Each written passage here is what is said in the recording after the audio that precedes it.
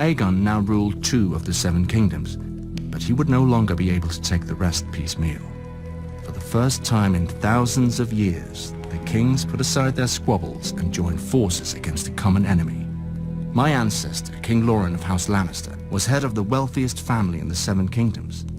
When King Loren joined his forces to Mern of House Gardener, King of the Reach, they had the mightiest army in history, a so-called Iron Fist, to break the would-be conqueror. But while an iron fist can smash a man's face in battle, you'd look silly hunting birds or beasts with it. And Aegon had a creature that was both. The kings had never even seen a dragon, let alone fought one. They had fought each other for thousands of years, and victory always went to the larger army. Surely, a force 5 times that of Aegon's could manage 1 dragon.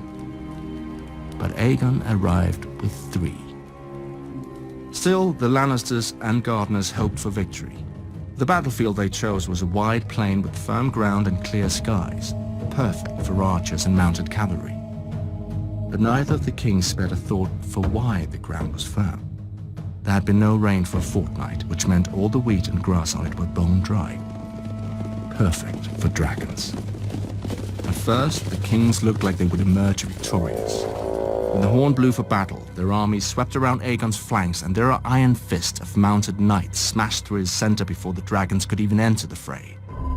But then, Aegon and his sisters took flight and unleashed their dragons not on the soldiers, but on the dry fields all around them. The iron fist unclenched and became a hand outstretched for mercy. As Aegon promised, he had none. More than 4,000 men died in the fires, another 1,000 escaping them. Tens of thousands returned home as monsters, burned and scarred beyond recognition. House Gardener never returned at all. The Field of Fire, as the singers call it, claimed the last of the Gardener line, and House Tyrell rose in their stead as Lords of the Reach and Wardens of the South. As for my illustrious ancestor, when King Loren saw the battle was lost, he rode through a wall of flame and smoke to safety, or at least to a heroic capture a day later, where he laid his sword before Aegon and knelt. Aegon, true to his word, spared him and confirmed House Lannister as Lords of Casterly Rock and Wardens of the West. Why wouldn't he? A Lannister always pays his debts, and now we owed our lives to the crown. That was worth centuries of subservience at least.